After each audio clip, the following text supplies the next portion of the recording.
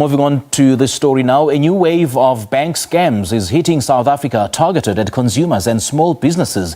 The South African Banking Ombudsman says all indications point to the fact that there are new scams and an increasing number of victims. We're now joined by SA Ombudsman for Banking Services, Reana Steyn. Ms. Steyn, a very good evening to you. Thank you so much for joining us. Welcome to The Full View. Good evening. Now, this warning is enough to send consumers and small businesses alike into panic mode, especially those who've been scammed before. So what's the modus operandi of these scammers? How do they operate? There are new scams every week, maybe every day. But a recent one that we've seen, and we just thought we should warn consumers, people are doing a lot of online shopping, so they expect parcels with COVID. And the latest scam is that people receive an email purporting to be from the post office saying that there's a parcel waiting for them. They just need to make a small payment, like 30 or 40 rand. So it's nothing too serious. They just need to make this payment and then they can collect their parcel. And then there's a website, if they click yes, and they fill in all their banking details, and they even receive an OTP. And they all think this is legitimate because remember that many people are waiting for parcels.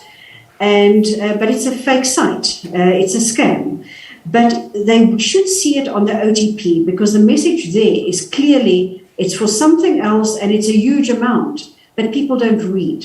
And then they click, I accept this payment. And then, of course, that's how the fraudsters get hold of their money. So that's the one thing. And then, of course, the vishing, the phone calls where people pretend to be from the bank. They pretend they're going to help you stop fraud on your account. That is still happening every single day. Well, most consumers, especially those who have been scammed before, they normally point to the fact of, the technological or the technical lapses on the part of the bank. So can the banks be held liable then in this particular instance? No, and unfortunately, this is not the bank's fault because it's a scam on email that you receive. It's got nothing to do with the bank. It's somebody, like in this case, pretending to be the post office. They ask for all your banking details. You put it in, and then the message you receive clearly states that this is a transaction not for the post office for 40 rand. This is a transaction going to some company in Singapore for 50,000 rand. And then the consumer clicks, I accept this payment. So that is not a lapse in the banking system. In fact, that second OTP that they send you is a second sort of level of security.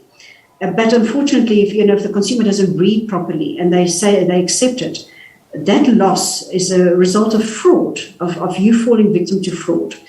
All is not lost because you can still ask us to investigate the whole sequence of events, and we will look into it. But most of these scams are purely a consumer falling victim to a fraudster's either conversation over the phone, and you give them the OTPs because you think you're talking to the bank, or like this, a fake website. So what are some of the obvious and the not so obvious red flags that consumers should focus on before engaging or embarking on any transaction?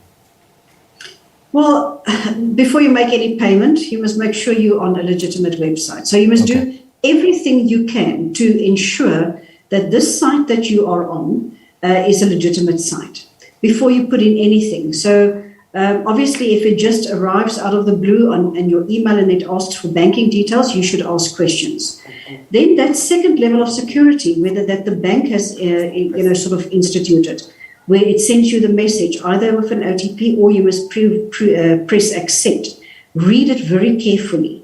So that's something that consumers can do. And the phone calls, if you receive a phone call, people say they're from the bank. We've been saying for years now, put down the phone, say thank you for this. I take note that there's something happening on my account, but I'm putting down the phone, I'm phoning the fraud department. And we say to people, have the number of the fraud department on your phone so that you do not give information to a fraudster. So those deals that are too good to be true, you want to buy something for a very good price and you just pay over money to a fraudster. Again, the bank cannot be held responsible. And then you ask the bank to help you get the money back from a fraudster who they've already withdrawn it. So red flags, there are many, but unfortunately, many consumers still fall for this, and they target the elderly. The fraudsters often target elderly people, and people are also maybe in a hurry, so they don't read. So that's why we really need to warn consumers. The fraudsters are out there, and they develop a new scam literally every second day. And again, consumers are very quick to blame the banks should they lose any amount of money, especially if there hasn't been any interaction from the bank or from a scammer out there, and they happen to lose money. So who should they blame? Who should they run to with regards to that? Well, I think, if you've fallen victim to a scam, the first thing you must do is you must stop your account. You must alert the bank, because you may have linked accounts where there's still some money, and you've now given your details to a fraudster. So that urgent phone call to stop the accounts and to alert the bank so that they can put a hold and a block on your account, that's very important. If you have any doubt whether you were victim of a scam or whether it's your bank's negligence or fault, you can complain to our office, because that is what we investigate. We investigate, we follow the money, we follow the sequence of events, we follow the timing of the events, and we get a detailed report in order to make a finding whether the bank needs to recompensate you for any loss, or whether it is unfortunately that you just suffered the loss due to a fraud. So it is something we can still look into. It doesn't mean all is lost.